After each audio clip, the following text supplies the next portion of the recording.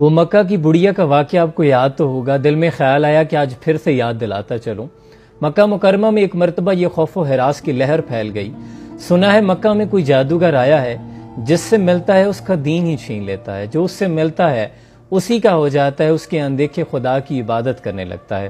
لوگ چونکہ باپ داداؤں سے لے کر بتوں کی پرستش کرنے والے تھے، بتوں سے بڑی محبت تھی، تو یہ دین چھوڑنے کو تیار نہیں تھے۔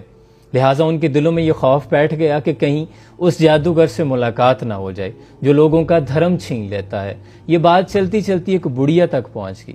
بڑھیا بتوں کی پرستش کرنے والی تھی، باپ داداؤں سے لے کے بتوں کو پوجنے والی تھی، بڑا عشق کرتی تھی، تو اسے اپنے دین کی فکر لاحق ہو گئی۔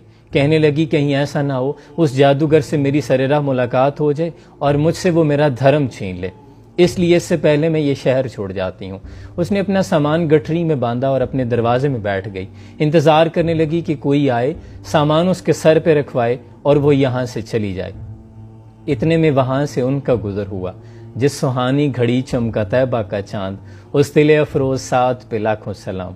جن کے آنے سے مرجھائی کلیاں کلی، اس گلے باد مومبت پہ لاکھوں سلام۔ اور جن کے آگے تنی گردنیں چھپ گئی، اس خدا داد شوکت پہ لاکھوں سلام۔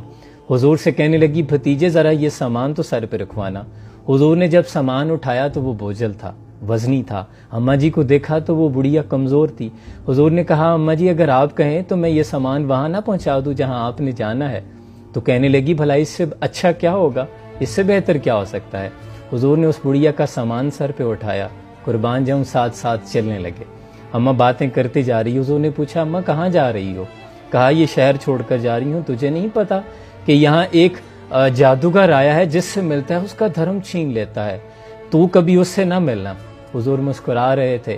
جہاں جانا تھا وہاں پہنچ کر سامان اتارا تو اماں کہنے لگی کہ بھتیجے اپنا نام تو بتا دے، جب میں یہاں سے جاؤں گی تو مکہ کے بارے میں بتاؤں گی کہ وہاں جادوگر ہے جو لوگوں کا دین چھین لیتا ہے، تو پھر لوگ کہیں گے کہ مکہ بڑی بری جگہ ہے، تو میں تیرا بتاؤں گی کہ وہاں ایک بڑا اچھا نوجوان بھی رہتا ہے، مجھے اپنا نام تو بتا دے۔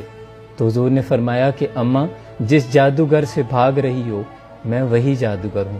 تو اماں حیران ہو کر کہنے لگی کہ سچ بتا تو ہی محمد ہے؟ حضور نے فرمایا ہاں میرا نام ہی محمد ہے۔ تو کہنے لگی کہ پھر تیرا جادو مجھ پہ چل گیا ہے۔ چہرہ ہے کہ انوار دو عالم کا صحیفہ، آنکھیں ہیں کہ بحرین تقدس کے نگی ہیں، ماتھا ہے کہ وحدت کی تجلی کا ہے ورق، عارض ہیں کہ والفجر کی آیت کے امی ہیں، گیسو ہیں کہ واللیل کے بکھرے ہوئے سائے، ابرو ہیں کہ قوسین شب قدر کھلے ہیں۔ صلی اللہ علیہ وآلہ وسلم۔